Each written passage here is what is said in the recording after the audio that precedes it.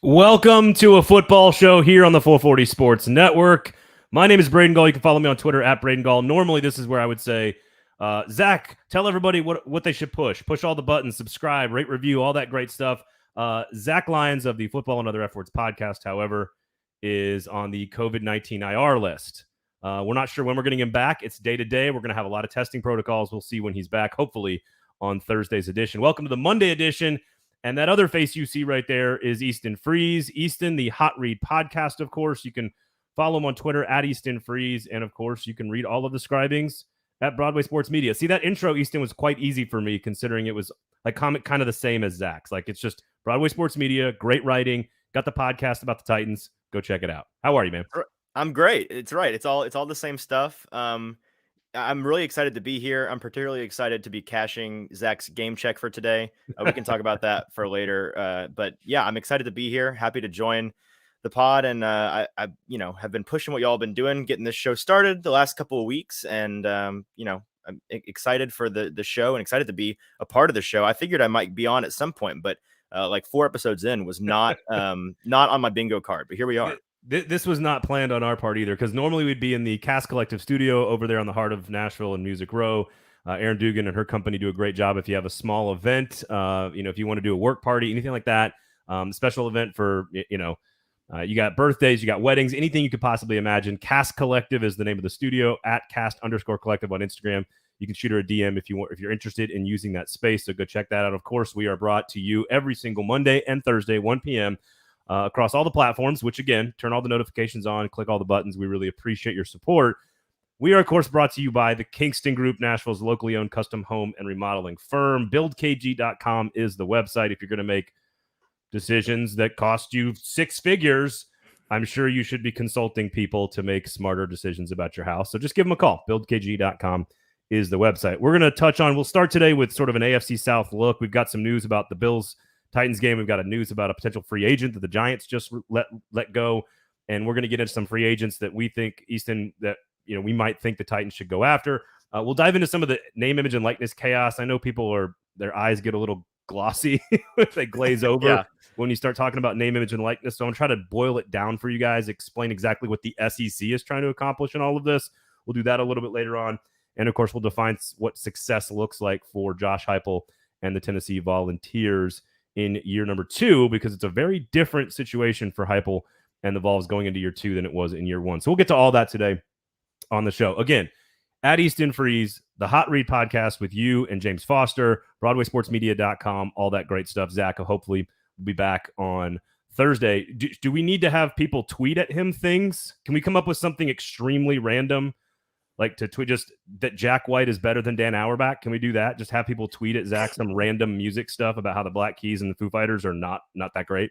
That's a pretty good choice. Another option would be if you have any like late breaking, specifically superhero or comic related spoilers in the cinematic universe. If you want to tweet those at him, I'm sure he'll be happy to retweet them and talk about how crazy they are, and definitely broadcast those out. Because I could tell over the weekend, big fan of people not just spoiling things on Twitter, but then retweeting spoilers and complaining about them, thus further propagating the spoiling, right? So I believe last week on the show, we all learned that he is extremely anal retentive when it comes to DC versus Marvel universes, I guess. And again, as a non-expert on this, I probably already screwed up that sentence. But I respect it. I respect the commitment. And of course, the Black Keys and Foo Fighters are good. I just like to make fun of him while he's not here to defend himself. All right. So let's get into the AFC South. First of all, before we touch on sort of the teams around the division, what they've done, what expectations are. There's a lot of Vegas stuff out there right now for the AFC South. Bills and Titans, it was announced as part of their schedule, week number 2, doubleheader on Monday night. These games have been very low scoring, very high scoring during the Mike Vrabel era, but they've been very, very good. And you could argue it's probably Easton, the number 1 team in the AFC versus maybe the number 3 or 4 team in the AFC, give or take, right? So Monday night primetime game already on the books for the Titans in Buffalo, by the way. It's exciting. It's the 5th matchup between these two teams in the last 5 years. This is round 5. The series is tied 2-2. So I don't think these two teams will probably see each other a 6th consecutive time. So this can kind of decide. This may be the deciding game for this iteration of the Bills-Titans series. The Bills took the first two. The Titans in the last two, despite being the underdogs in both games, winning both of those. I think, Titans fans would probably be in agreement that the Bills games the last 2 years have been among the highlights of both of those seasons, because both were surprise wins over a really great team. And it's going to be interesting. I think once again, they'll be in a position where they're going to be the decided underdogs, and it'll be a test week 2 into the season against, I think, arguably not just the best team in the conference, but maybe the number one team on paper going into the year in the entire league. And the Titans, especially on the offensive side of the ball, going to have a good bit of, they got moving parts quite a bit here in the offseason. They'll still be trying to gel and iron some things out by then. So we'll see how they fare. It kind of, depending on who that first game is against, the opener, it may be a situation like last year where they have two really difficult opening games to start the season where they eked out a 1-1 record. Yeah. But they, based on who their opponents are this year, it would not shock me at all if they have to go like, Chiefs, Bills 1-2, which would be just brutal. Now, you said this could be the last one. If they both win the division, wouldn't they automatically play again next year? Because don't you play against the team that's in your slot in other, or am I missing a variable or something? So you're missing a variable. It's you play the number one seed. I believe you're missing a variable. I believe you play the number one seed in every other division of your conference except for one. So in the AFC, you play all of the teams in one of the divisions, and then you play the number one seed in, I think, two of the other, or no, excuse me, one of the other ones. Okay, just one of the other ones. Okay, yeah. Well, either way, I hope they play, and I would say, I think you could point to that game. More importantly, that drive against Josh Allen as a critical turning. I hate the word turning point, but it's a cliche, but it is. Like, if they don't make that stop, Jeffrey Simmons doesn't make that stop. Yes, Josh Allen did slip, but he still made the stop. If they don't make that stop, who knows what the season looks like? I think that was the first game where we looked at that defensive line and we thought this group can do all the things they need to do without any blitzing, and they were just dropping guys into coverage. And at that point, Josh Allen was just torching their secondary, but it went up and down the field. Yep. But that stop and the sacks and the pressure they created in the second half of that game, I think that's what kickstarted the entire second half of the season. So cannot wait for week number 2. Monday night game. I assume they're going to get a few more than maybe usual. So we'll see. All right, we'll get into free agents. Let's get into the AFC South roundup here. Let me give you some betting odds here before I let you go on, because I know you had a really good story on BroadwaySportsMedia.com about sort of the strategy behind the Titans offseason process here. And the draft and the free agency. And I want you to explain all that. But let me lay out a couple of odds here just based on, this is DraftKings, I think. Okay. Indianapolis plus 100 to win the division. The Tennessee Titans plus 150. So right now the Colts are the favorite to win the division, which I don't agree with, but that's what it is. Jacksonville plus 650. Houston plus 2,500. The over-under win totals for all four teams, 9.5 for Tennessee, 9.5 for the Colts, 6 for Jacksonville, 4.5 for Houston.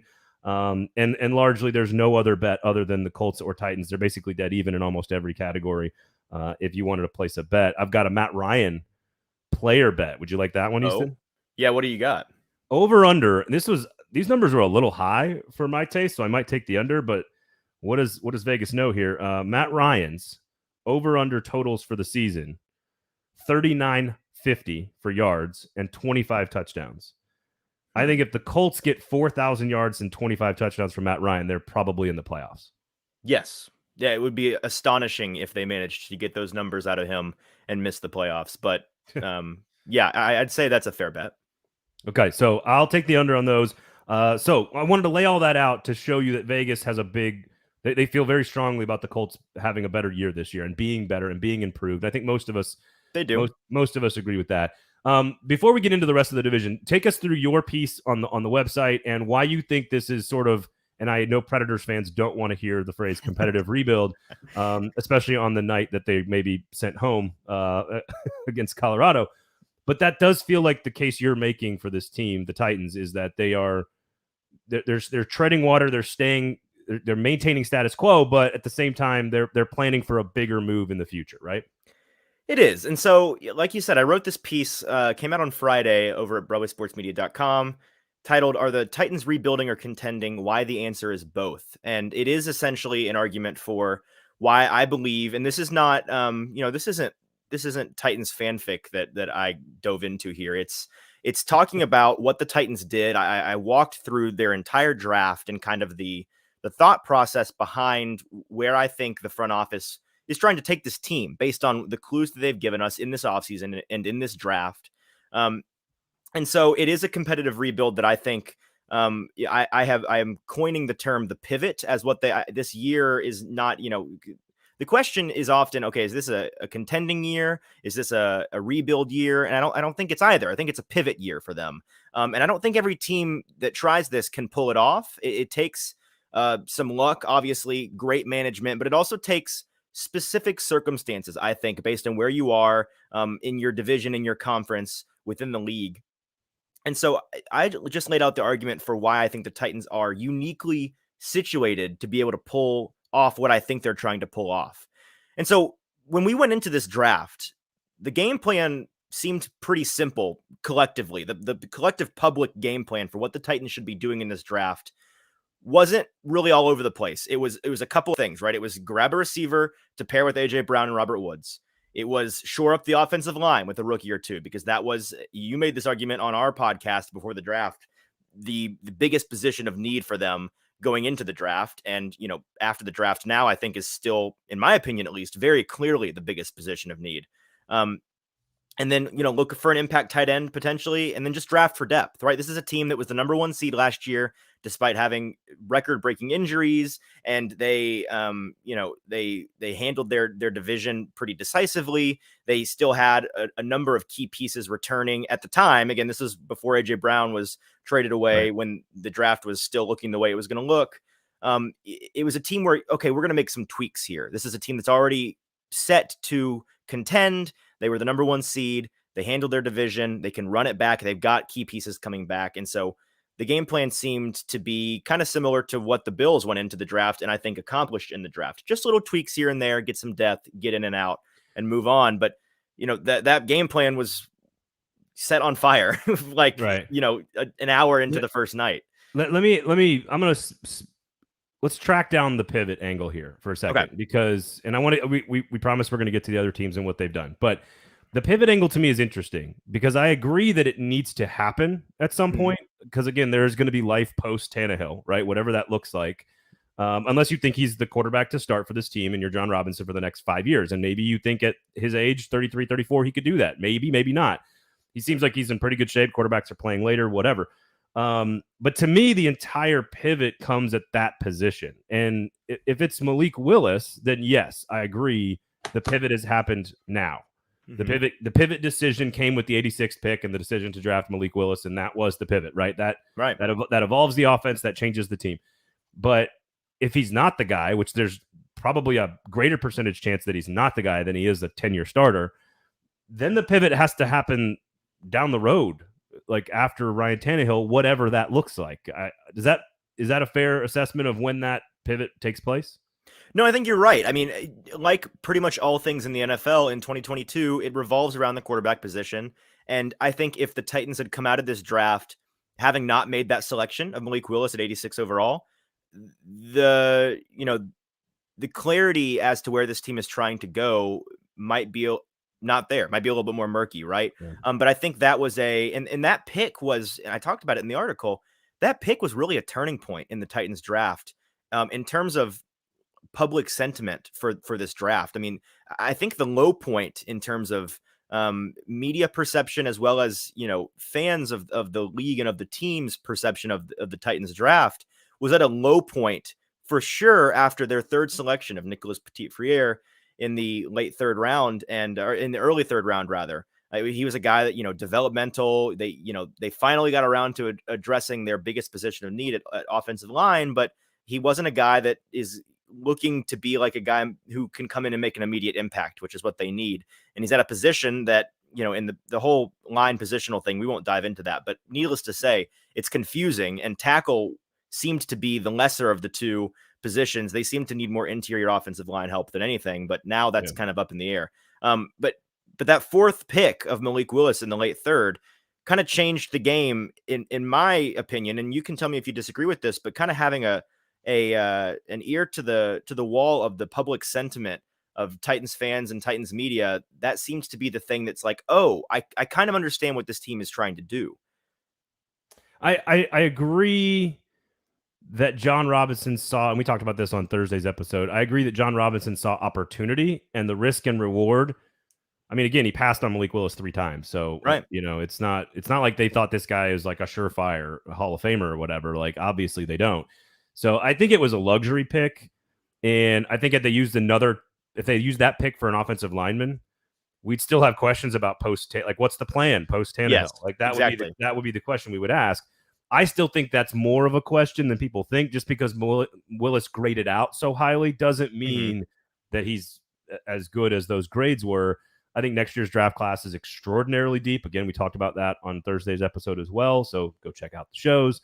I agree. See, my biggest point that I agree with you on your argument is that the pivot has to happen. Yes. Like it has to happen at some point.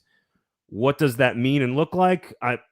I trust John Robinson and Mike Vrabel to continue to develop a roster, develop players, build depth, and pick and choose when they go after a big piece or a big item. They've done kind of this. That's their structure, and we'll see. I mean, Malik Willis was a calculated risk that cost you basically nothing. I mean, right. I don't. In the grand scheme of things. Can I speak to why I think we agree the pivot has to happen at some point? Because that's really the crux of my argument here is, when the dust settled on the Titans draft, and I tweeted this out at the time, but I think it's aged well. I think it's eminently true. 2 things were made abundantly clear by what the Titans did and what the front office communicated to us via their decisions in the draft. One is that they're way more comfortable with their 2022 roster as currently established going into the draft than you are, right? And by you, I mean everybody. I think that they are more comfortable with where they are as a team than a lot of people were going into the draft. And that was evidenced by their lack of concern in terms of drafting for need at those positions of great need. And number 2 is that they aren't looking at this season with blinders on. They aren't. This team, they're not the 2021 Los Angeles Rams. They're not really even the 2021 Titans, right? Like they've got the future in mind. And that's not to say that they're in rebuilding. And that's the point here. I kind of dove into the question of how do the Titans perceive themselves, trying to get inside the mind of the front office and the coaching staff, trying to figure out what was their thought process leading up to the draft as to what they are as a team. And so they I think probably sat down and thought something along the lines of, so why not go all in again, right? Why not throw the picks to the wind, throw the future to the wind, mortgage the future? Let's go all in. Let's try to compete. Well, I mean, like, welcome to the AFC South, or welcome to the AFC rather, in 2022. Well, take a look around. It's a nightmare in this conference. They don't have a top flight quarterback. They don't have the money to dramatically improve on the offense without further locking themselves into players like Tannehill that they don't want to commit to long term. And they don't see this draft. They didn't see this past draft as the kind of draft that had guys that would be immediate big impact players, the blue chippers they'd have access to come in and make a huge difference immediately. And so then the question is like, why not just rebuild? Well, that doesn't really make much sense for this team either, because although Tannehill isn't in that top tier of quarterback, they clearly still believe that he's a QB capable of getting the job done if they surround him with enough help. Yeah. And they've also got an elite defense that's only going to get better this year. I think that they're going to be a top 3 defense in the league. And they still have Derrick Henry. Like, he's going to be back and healthy, and he's not getting any younger. So punting on the season didn't really feel right for them either. Well, and Zach has alluded to this as well. Like, what's Derrick Henry's long-term future with the organization? Like, that's right. We just don't get on Twitter and be like, they'll never get rid of Derrick Henry. That'll never happen. That's the same thing all of y'all said about AJ Brown. So like, It's just, this is a business, and it's cruel and it's harsh. And if they think the tread is gone on Derrick Henry, I'm going to say that position in particular, he right? will be gone. Yeah, he will be gone. So I think that's an undervalued part of the pivot that we're talking about here. I still think I'm very happy with the Titans roster. Like, I know that's not how Titans fans feel. Mm-hmm. I don't consider myself like a Titans fan per se. I'm trying to look at it objectively. I think they're very good. I said, I think they're a Super Bowl contender. I think they're one of the better teams in the AFC still. I don't think they're taking a huge step back. I think they're the favorite to win the division, and we can get into this now, despite all the numbers that say maybe the Colts are a slight, tiny edged favorite in the division based on Vegas. They're both 9.5. over under, I would take the over for the Titans. I would absolutely take even with a terribly difficult schedule. I still would say 10 or 11 wins is the benchmark for what this team should accomplish. I still think they're going to win the division. I don't like the Colts are better, but Jacksonville's better. Houston might be marginally better, so they might be tougher games, but I still think the Titans are the best team. What do you make of what the teams around them did in the AFC South?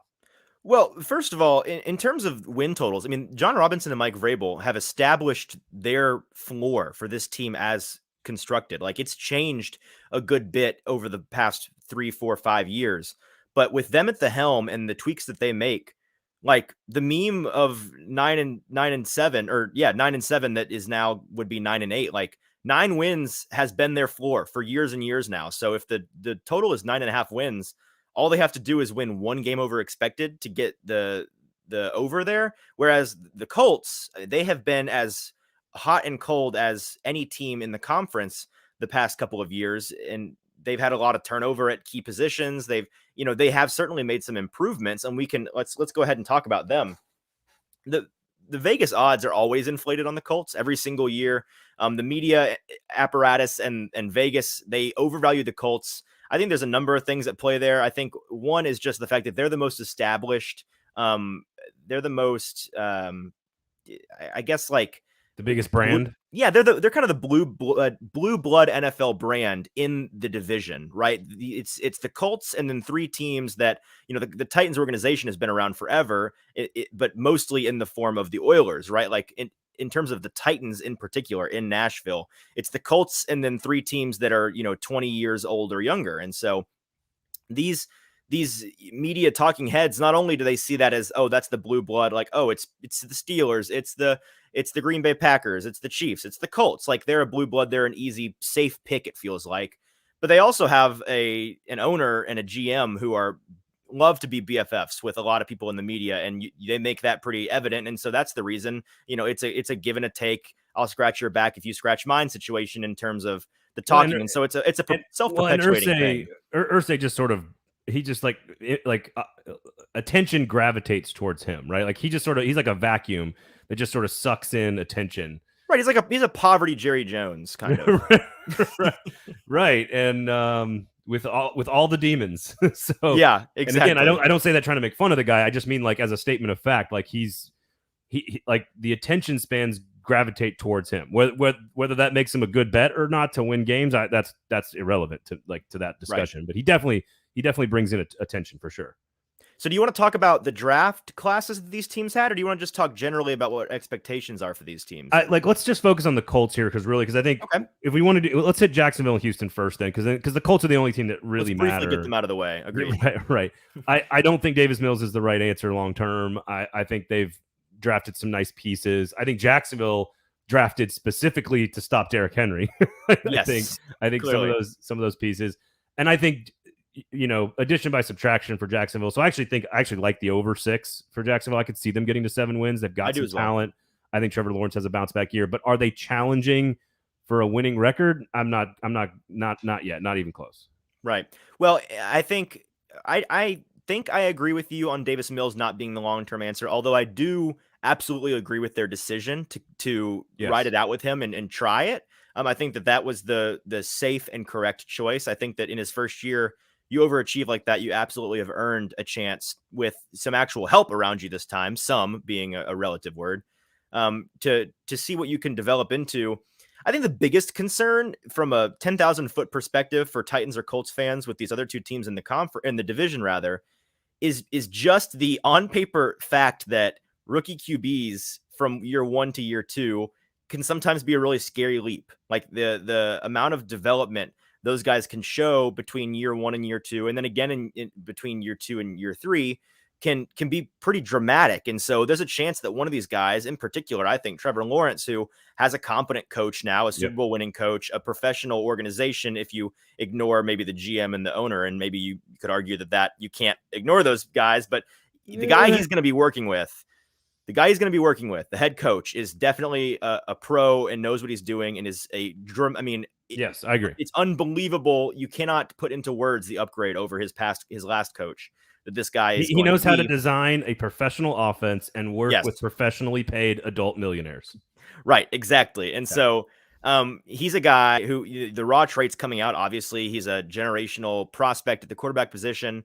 He could totally make a dramatic leap and look like, I mean, it would not shock me if you're like, oh, it's week 7 and he looks like maybe the best quarterback in the division. Like, not in terms of stats, but he just looks really good. Now, I don't necessarily think that's likely to happen, but it wouldn't shock me because we kind of forget that first year. We forget about the hype around Trevor Lawrence coming out, how good he was in college, the traits that he has. If they start to tap into that, like, he's a scary possibility, I think. Now, the rest of the team around him, I think, will ultimately fail him, and that's why I agree that the winning record, I don't think that they're in that ballpark, especially with the teams that the AFC South are going to have to play. I mean, they're not going to win a single game against the AFC West. They'll maybe go 500 against the NFC East. But yeah, I don't think that they're in a position to contend with the Colts or the Titans at all. There's only one team in the division that has an answer at quarterback for 10 years. That's it. That's how you can phrase that is like, the stats might not be there. I agree with you. I think the raw talent, it's not even close. I think, Matt Ryan at 1,000 years old, Ryan Tannehill at like almost 1,000 years old, and, and Davis Mills as like a newborn child. I would take Trevor Lawrence over all of them. But again, that doesn't mean that Tannehill's not better this year. Like, if he bounces back in his 2020 Tannehill, he's a far more productive player than Trevor Lawrence is right now. I think it's the safest bet in the world to say that he's going to be better this year because last year was so atrocious, right? Yeah. So, no, I think that's right. So that gets us to the Colts, which again, I guess for people that outside of the media bump that they get and the blue blood bump that you're talking about, just sort of take that off the table. Why are the Colts basically dead even, if not just a nose ahead, to use a Derby reference, of the Titans at this stage? What, it can't just be AJ Brown and Matt Ryan. Those can't be the only reasons. I think the answer is that they're not. I think that the only reason that they are perceived to be even or a nose ahead is the fluff, right? And so in my opinion, somebody who, I'll call myself an expert on this division because it's the thing that I focus on more than most of the people who talk about it professionally. People in this market know it better than anybody else. And so I don't think that there's anything that can indicate, oh, this team is clearly a notch ahead of the Titans. I think that there's an argument that they're pulled even. And that argument really hinges on who you think Matt Ryan is at this point in his career, right?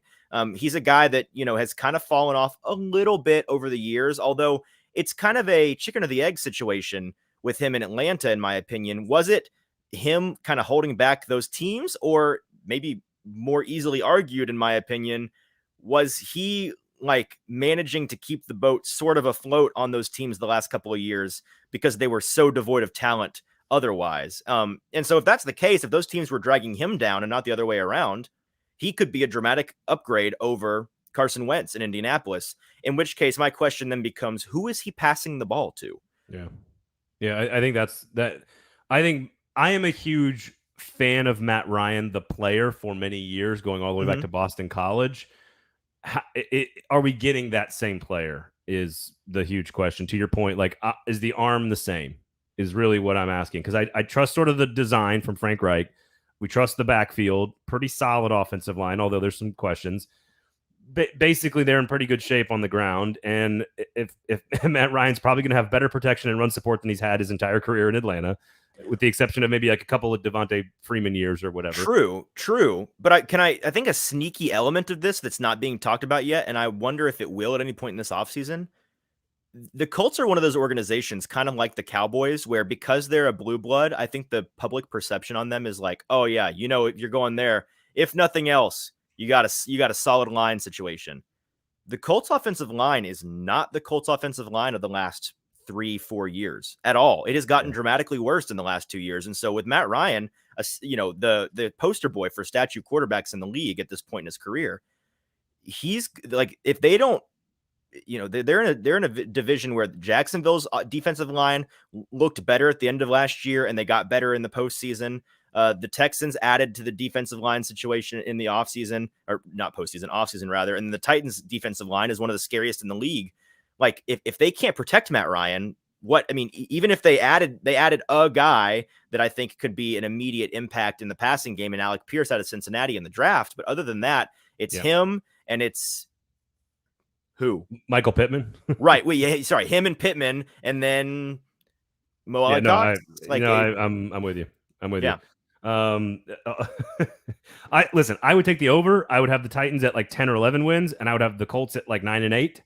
So, which is still weird to say. Like they will finish 1 and 2 in the division, and the team that finishes in first will have 10 or 11 wins, and the team that finishes in second will have 9 or 10. Like, I think the floor for them is pretty set. It's going to be like last year. It's going to be a race to the end, and whichever team, it may be a situation where whichever team comes out hottest gets the jump. It's really going to depend on where the divisional matchups between those teams falls, right? You pointed out Jacksonville's defensive line, and this is really because if you're talking questions about the Colts offensive line, then we obviously have spent a lot of time talking about the offensive line questions for the Titans.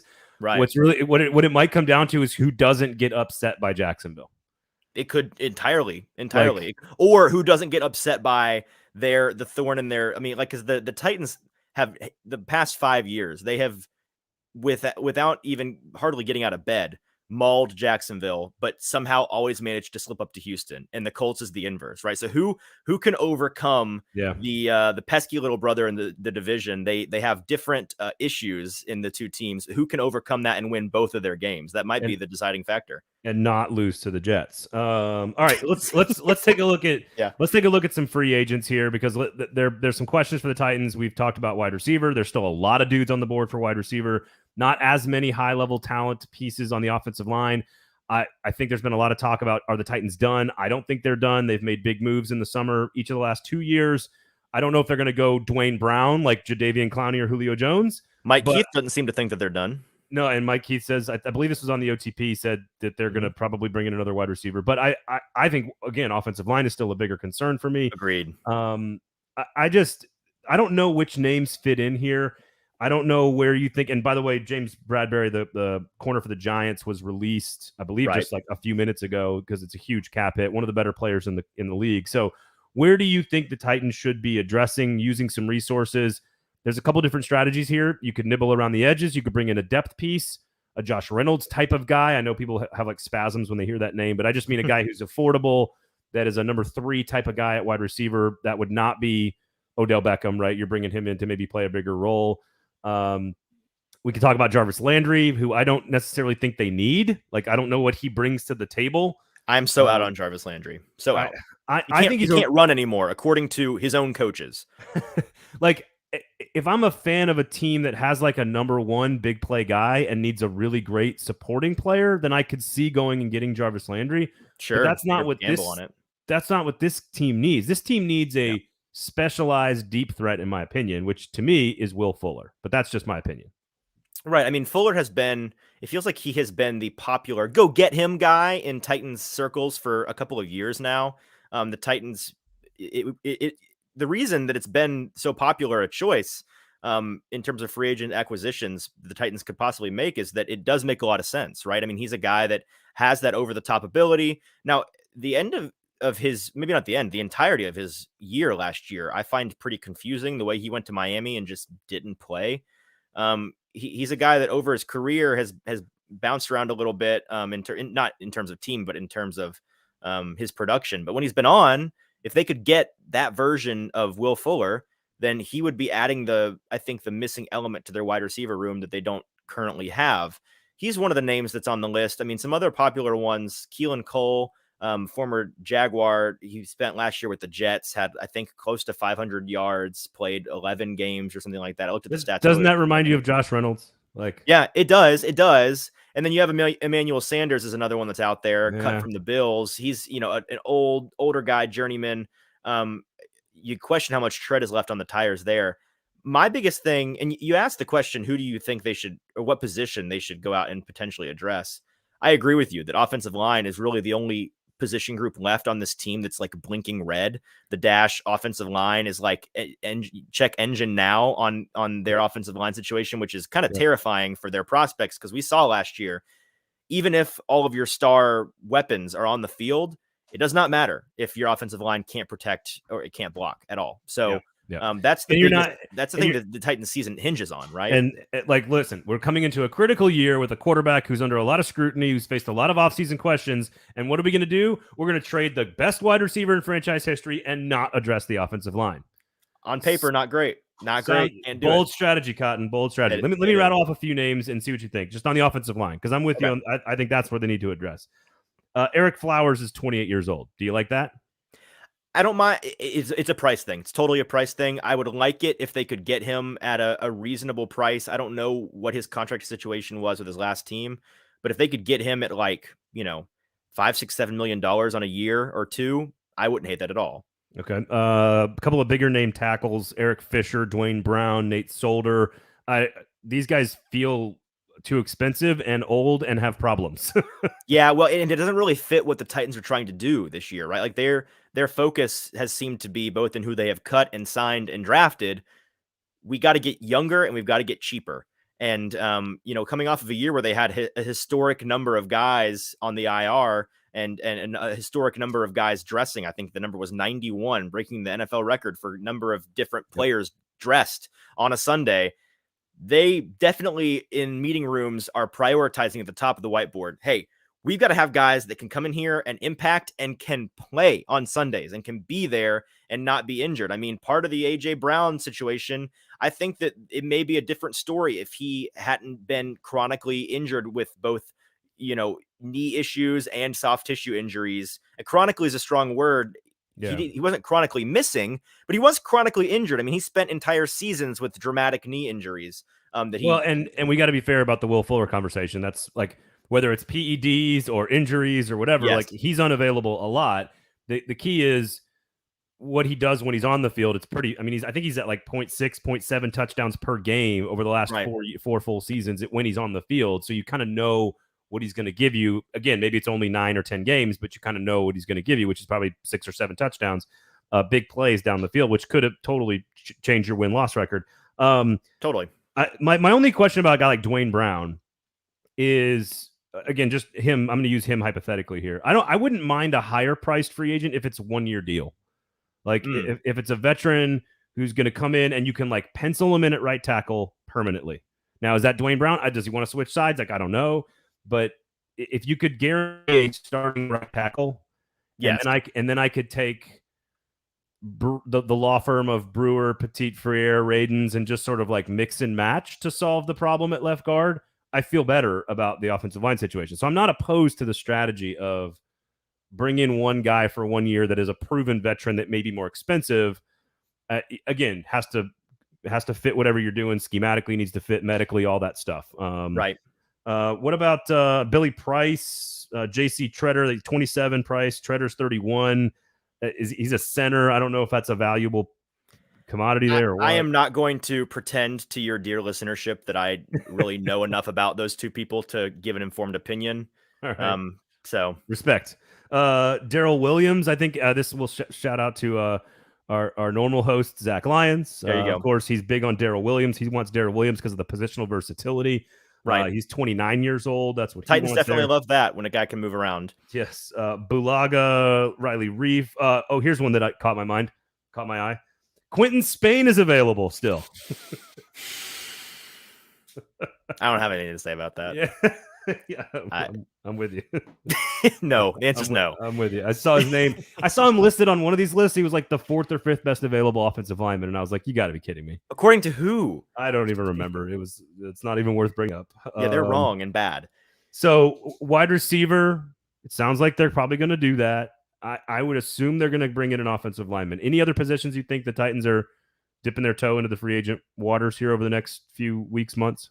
Not at all. They don't have the money to, right? Like they don't have the I mean, obviously with money in the NFL, if you desperately need something, you can make the money work. And so if they desperately felt they had a big need somewhere or multiple needs that it was going to cost more than they had available, which is very little, they'll get a little bit of relief in terms of the cap post June 1st cuts, but it's not much. And they still have to sign this draft class. And so like they've got room for like a impact guy to add, I think. Maybe 2 if you get a decent deal, but they don't have, like I said, line is the only flashing red thing. Wide receiver, I think it really depends on. I think a thing that's under talked about currently, and will be talked about more and more the closer we get to the regular season. How is everybody kind of penciling in Robert Woods as a guy that's going to be an impact in the first month or two of the season? Because I don't think that that's really a fair assumption at all. Maybe he is, but in terms of history with guys coming off that injury, I mean, like maybe they need to go get a guy that they think, okay, he's got injury concerns. His history is that he plays really well and makes it through half a season and then falls apart. Well, great. If that's Will Fuller, go get him and play him for 6 games. And he's awesome. And then he has a season-ending injury. Great. Bobby Woods is here to take over. Right. I will say, and I think this was your co-host, James Foster, who put this together on the Twitters, I believe. So I apologize if I get this wrong. It probably is. But watching Phillips block sure looks a lot like Sean McVay's offense. It does. Looks a lot like Robert Woods and Cooper Kupp motioning in and then, lead blocking up into the hole. Like, I don't know if he can do that in the NFL, our little guy from UCLA, but we'll see. Well, I don't know what their expectations for him are. I tweeted out earlier this week that I think of the Titans draft class this year, the player most likely to overperform based on expectations is Phillips. He's a guy that's going to come in. He's going to come in despite being a lower round draft pick. He's more pro ready than most all of the guys that went in the same vicinity as that. And so you had a lot of guys, professional, analysts and scouts saying this guy's going to come in and catch like 50 balls in his first year. He could totally come in and be a dramatic impact in the slot. And if the Titans think that he will be, then they may not think that wide receiver is a position to really, look into in free agency. Yeah, I'm with you on the money and the cap space, which again, why James Bradbury is probably not an option. Also, you just drafted a corner, Roger McCreary, in the second round. You got Caleb Farley coming back. Like, you let Jenkins go because I think you felt like you had really good a starting 4. Once you got McCreary, you feel really good about your top 4. What does bringing in a very expensive corner due to that dynamic? And sure, he's a really good player, but like, I don't know if he's worth the money at that point. Well, so Braden, I promised to shut up on this. One last thing. I just have to tie this all up with a bow. What the Titans theme this offseason has clearly been, they let go of Roger Saffold, a guy that couldn't stay healthy of late. They move on from A.J. Brown, who, despite his dominance, had some health concerns. They give a ton of money to a guy in Harold Landry who never has any availability concerns. They're clearly trying to get younger and cheaper on both sides of the ball, particularly the offense, and they're trying to avoid having an injury situation like they had last year. So ultimately, any free agent move here post-draft, I think that is going to be top of mind for them. I think it's what has to be top of mind for them. And unfortunately, I just don't see anybody out there right now that is clearly like, oh, that guy can make an impact and isn't going to be an availability concern. So I'm not super high on them getting a guy anytime soon. They may wait for camp cuts and go after a guy that has a lower ceiling in terms of immediate impact, but they can trust to be healthy and available. So, like a David Quisenberry, maybe. or Dennis Kelly. Bring him back. Dennis Kelly. All right. So we'll talk a little college football here to wrap up, of course. Monday edition. Make sure you, again, check all the boxes. Make sure you're clicking all the buttons, subscribing, sharing, all that stuff. Easton Freeze in for Zach Lyons. Zach will be back on Thursday, hopefully, fingers crossed, and hopefully we're back in the studio. We'll see about that. He's on the COVID-19 list. We're testing daily here, Easton. We're testing daily, and we're going to see what happens. Work in progress. So name, image, and likeness is just in the news now. Like, it's just in the news at all times. And it's complete and utter chaos right now. And I know people's eyes get really, really glossy when you bring it up. I know that's what happens to people, but I feel like we need to explain it a little bit here. Okay. Yeah. So I'm going to defer to you a good bit on this because college football, I pay attention quite a bit, but it's not my area of expertise like I consider the NFL to be, but it is yours. And so I'll kind of play the layman here. It is a thing that I see, and it has interested me at different times in the past. It's certainly in the news. The folks are talking about NIL, and it's a big deal, and there are big numbers being thrown around. There's also big lawsuits being thrown around now recently, and it's kind of become a royal mess. There's a lot of chatter about, not collusion's not the word. Tampering is the word I'm looking for. Tampering with teams going after players, potentially third parties, not teams in particular, but third parties. Yep. When the Silicon Valley company with money to burn goes to Pittsburgh and entices a star receiver to come play for UCLA on behalf of UCLA. What do you do about that? It's a ton of money being thrown around. How do you treat these athletes in terms of, are they employees that can be hired and fired? Do they have to pay certain taxes? it's a really complicated issue. And so that's why, of course, the NCAA has gone to the experts, the United States Congress. And so, so it's the dumbest person, asking for help from the worst person, Talk me through your thoughts on this generally, and what you think the people like me who care about it but don't want to get into the weeds. What's the big picture here? So the reason this is coming up again is all the conferences have had big meetings over the course of the last week and a half, including Greg Sankey, the SEC commissioner, and the Pac-12 commissioner meeting with Congress, I believe late last week, Thursday and Friday. And largely what they are scared of, what some people are scared of, is some sort of NCAA crackdown on name, image, and likeness. Because right now, Tennessee in particular is dominating name, image, and likeness. A&M is dominating name, image, and likeness. Those organizations, those schools that have spun up their collective, which is a third-party set of boosters that are paying recruits to come to campus, not really directly, but indirectly through lots of legalese. Basically, there's a pay-for-play mechanism now unintentionally baked into name, image, and likeness, and they're trying to figure out what to do about it. And the key is, what's the end game to all of this? And if the end game is employee status for athletes, I don't know what happens to the model at that point. You're talking about separating college athletics from higher education. Right. Like how do you separate those two things? How can the University of Alabama have a football team and not have them be students? Like, how is that even a possible thing to happen? So what's fascinating is that most people, I would say fans and sort of like all of us out here in the media world too, most people are totally fine and agree that athletes deserve compensation. But most of us don't want them to go all the way to employee status, including a lot of athletes. Right. Because, federal income, federal taxes at that point become a factor. You could be fired at any point. So really the key is, how do you create collective bargaining capacity for the players and give them a chance to generate revenue without turning them into employees? That is where we are. That's like the most succinct way I can describe what's happening.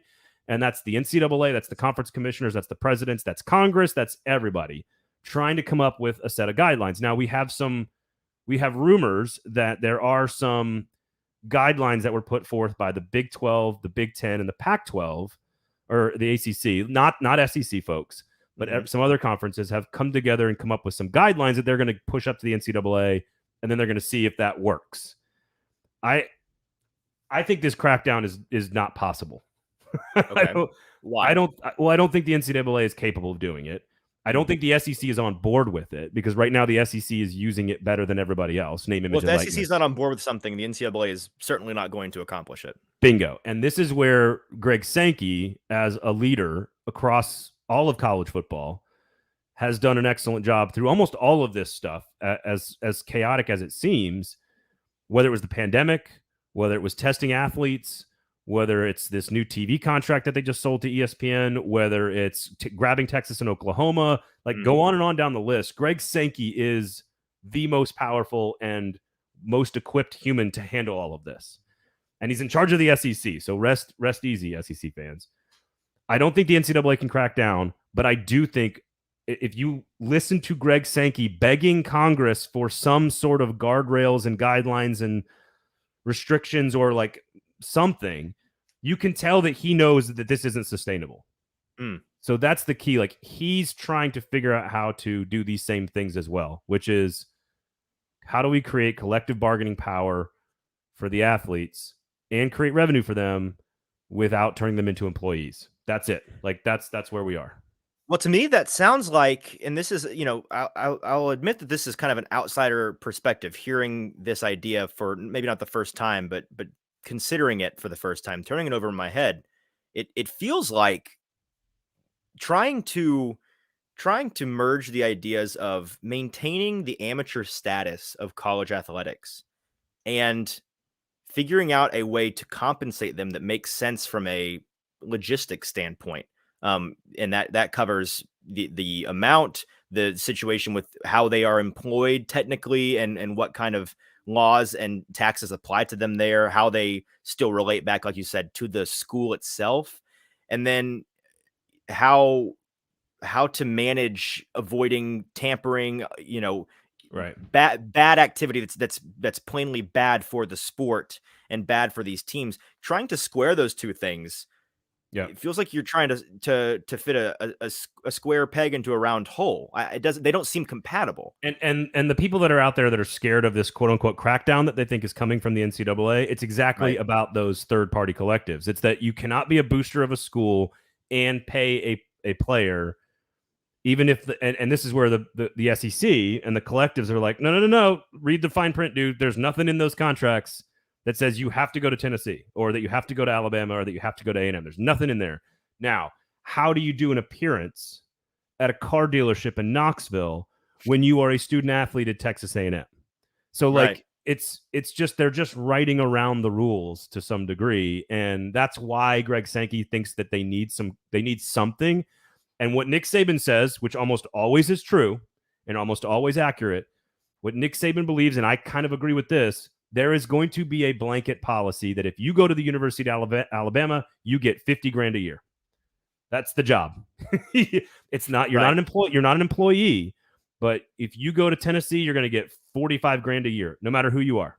Top athlete, bottom athlete, all 85 scholarship football players, they get X amount, they get a salary. Now, is that a floor or a ceiling? That's what I don't know. Okay. Because I in a perfect world, if you're a capitalistic pig, which I am, Bryce Young is worth more than like the fourth string offensive guard. That checks out. But again, this is where they're asking for some amount of regulation. And again, keeping the amateur model intact without having to separate higher education from amateur athletics. How can they do that? Again, they're trying to thread a really, really fine needle here.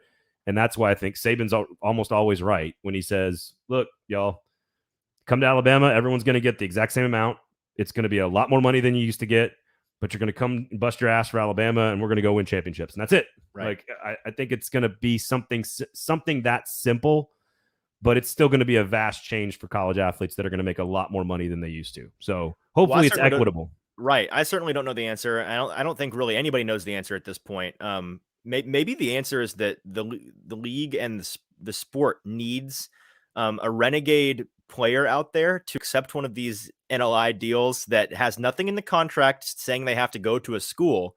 And the wink, wink, nod, nod happens there, and they just don't go. Like you said, Texas A&M player signs with a dealership in Tuscaloosa, and they fly there every other week to make an appearance, and they play for Texas A&M, and they screw over the school, and that's the key to getting these contracts figured out. That's my only guess. And I would like to think that like economics plays a role, but I don't think it does. That's what's weird about this, is that if you like Nico Iamaleava goes to Tennessee for $8 million, reportedly, allegedly, and five-star quarterbacks are a 50-50 proposition. If he's not good at football, you're probably not going to recoup your $8 million contract. Right. I don't know if that affects anybody. I don't think that keeps people from spending money because boosters are thirsty. They just want to win, and they're willing to just like throw money in the toilet at the chance of a five-star quarterback. Not even like actually a good player. That maybe he is, maybe he's not. They're spending money. They're playing the lottery. They're not making investments in the NASDAQ, right? Like they're playing with this money. This is money that is fungible to them to the extent that they are fully willing and able to lose the investment and it not change the way that they go about their business. All right. So speaking of Tennessee's been very good because of name, image, and likeness. Tennessee's recruiting like crazy. I get nothing but text messages all day from people like, we got another one. And I'm like, tearing it up.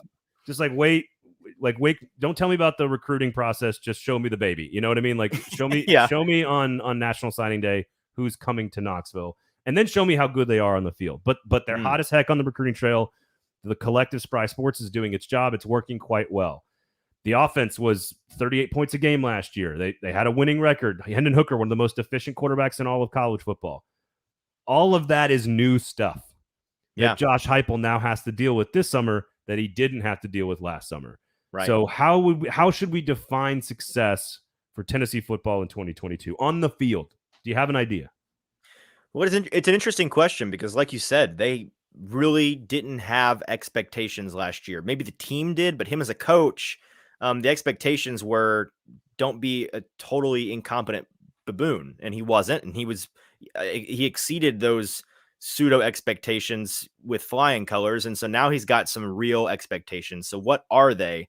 I think it may be two different questions. I think maybe one is, what are the expectations of the fan base, absent reality, and what are the actual fair expectations for this team? So in terms of the fan base, and I don't have a great finger on the pulse of Tennessee football fans, but I would imagine if I was in their shoes, and I'm not a Tennessee fan, though I do follow and pay attention, and love SEC football in general, I would expect them to want this team to at least be competitive for their division. And I don't know if that's necessarily possible playing against some of these other teams. No. I think from a realistic standpoint, it's really not. But competitive, really, maybe competitive is the wrong word. No, I think it's the right word. Outside of Georgia. Okay. Yes. Like if you take Georgia off the table, I think the expectation should be they should be expected to win against every team in their division. And then against Georgia, they should look like, oh, this is a team they're getting closer. Like, these teams aren't as far apart as they have been in the past. That would be the expectation I think would be fair. I agree with that. And I think that is being like balanced and competitive against Kentucky, who you beat last year on the road. They play them at home this year. Yep. Florida is at home this year, and they only beaten Florida once in like 20 years. So, but they've got a new coach. This is early in the season at home when they have a new coach. Is the time to get Florida. They absolutely should be beating this Florida team. They should. Yes. Missouri, South Carolina, Vanderbilt are very winnable games. Yep. I think on the road against LSU is a very tricky one, and then of course Alabama. The over/under is 8.5. I think success is that they replicate their offensive production, they continue to recruit at a high level, and they get to 8 wins. That's under the Vegas total of 8.5. Mm-hmm. But I don't think you can ask the University of Tennessee football program to be perfect, and to be to be over 8.5 wins, they have to sort of be perfect. They have to win every game they're supposed to. I think it matters less about the number of wins and more about what the games look like, because the University of Tennessee football has a reputation for really, really crapping the bed in games where they should be winning, and maybe it's games they still win, but it's against nobody teams. It's supposed to be a throwaway early season game, and it's competitive, and it's just an embarrassment. Or they're playing against an Alabama where it's like, okay, Bama's going to win this game, but at least Tennessee will keep it close, and they get beat by 40 points. So I think it matters less about, oh, they won this many games. I think there's actually a scenario where Tennessee football wins 9 games, and it's like, oh, but there's still that sour taste in your mouth. I totally garbage can. I totally disagree. Although I think you're right to assume that Tennessee fans will find the negative in everything. Yes, I'm talking about how meeting fan expectations. I think 9-3, you're throwing a massive party at the end of the year, even if you get smoked by Bama and Georgia, who right now are probably 1-2 in America. I think 9-3, you hit the over on 8.5, and you absolutely finish second. That means you beat probably everybody in your division. Maybe you lose to LSU, Bama, and Georgia, and that's it. You probably beat Pittsburgh on the road. Like, if you win at Pittsburgh, at LSU, you beat Kentucky, you beat Florida. To me, that is a monumental success. Well, do you disagree as strongly with the inverse of that, where there's a scenario where they win maybe 7 games, but it's seen as a success of a season because those losses came in highly competitive games? They lost 44-40 against Kentucky. Maybe they squeaked out a win again. Maybe they miraculously beat Georgia. And it's like, wow, they had some great wins in there, and their losses were just heartbreakers, and they were really competitive in all of them. I mean, I'm a big believer in how you look matters in how we evaluate the job the coach did and the program did. Like, I'm a big believer in what you're saying in general. I do think that 7-5 can be sold to people if it's the right 7-5. To your point, I think one of those wins has to be Florida at that point. Right. But again, like, who are the other losses? You got Bama, Georgia, LSU. If you lose to Vandy, then nobody likes that 7-5. Clearly, yeah. Means I think people like South Carolina. I don't. I think South Carolina's taken a big step back, so I think they should win that game on the road. But I think right now people wouldn't be super devastated by a road close loss to South Carolina. I just think 8-4 is the under Vegas, but better than last year. So at 8-4, you're baking in which losses? You're baking in a loss to Georgia. Are you baking in one Bama. loss between Bama and then one loss between Kentucky or LSU and Florida? Well, the three would be LSU, Georgia, Bama, those three, because I think LSU is going to be much better than people think. Okay. So those three, it's on the road in Baton Rouge. I know it's middle of October, I think. And then going 1-1 against Kentucky and Florida. I just think they lose one other game somewhere. Right. Okay. At Pittsburgh is not an easy game in week 2. Yeah. But I think you're right to say it needs to be about what it looks like, because again, they gave up almost 5.8 yards per play on defense in SEC play last year. That's exactly what they gave up under Jeremy Pruitt. So right. while the offense was significantly improved and everyone saw a much better team, a professionally coached team by an adult, unlike Jeremy Pruitt, then I think there's some things that were wrong with the team last year that got washed away because of everyone's excitement about being good on offense. Right. And the defense still has a ton of questions. And so can you stop all the different players? I mean, there's a lot of good quarterbacks on this schedule. There's a lot of good quarterbacks. I think the mock draft, we talked about it on Thursday last week. I saw a mock draft from McShay that had Anthony Richardson at Florida and Will Levis at Kentucky going top 10 at quarterback in the NFL draft. This is one of the best quarterbacks, groups of quarterbacks I've seen in the SEC and in the country in a long time. Right. So they're going to be Hendon Hooker's going to have to play great. So the offense has to be as good. The defense needs to be better, and you have to play near perfectly everywhere else to get to that 8-4. That's why I think 8-4 is a really good. If you get to 8-4, I don't even care how it looks. I think you did your job. I think that's successful. Okay. Especially if you're recruiting the same way you're doing right now. Right. Because that might actually be more important than which is bonkers. So if they keep up this level of recruiting, then it's just a matter of time, regardless. As long as the coaching isn't incompetent, right? If you continue to get this level of talent, you're going to succeed. If they are 7-5 and have a top 10 class and they beat Florida, I bet you Tennessee fans are very, very happy. It's not a great year, but it's not a bad year. It is a good year. It's still a forward step. It's a step in the right direction. Absolutely. That's the key there. So, agreed. All right, Easton, thank you so much for hanging out and filling in for Zach today, man. Yeah.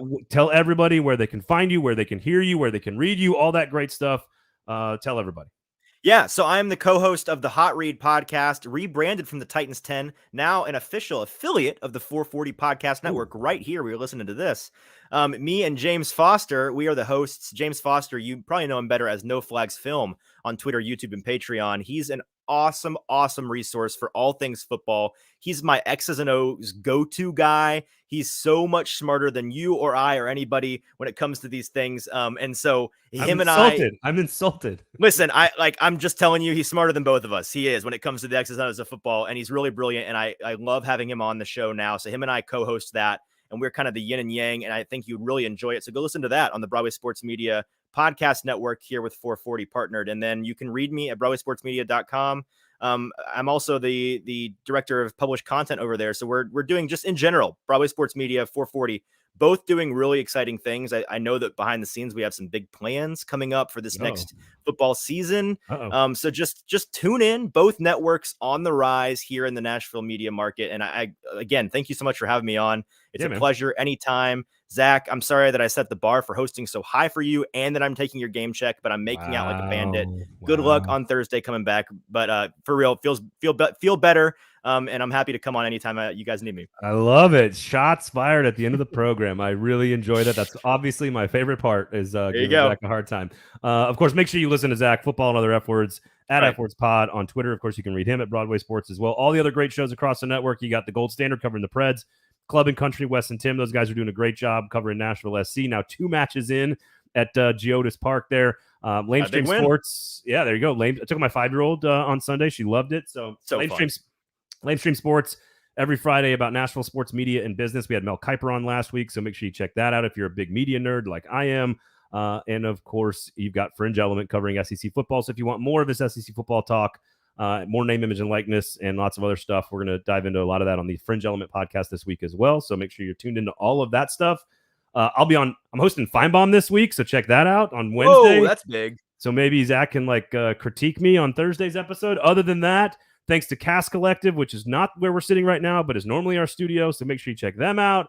I'm almost done paying bills here, but how can we forget the Kingston Group, buildkg.com. So make sure you check them out as well. That's buildkg.com. For Easton Freeze, my name's Braden Gall. Thank you guys for hanging out. Hopefully Zach is back on Thursday. We'll talk to you then. This has been a football show right here on the 440 Sports Network.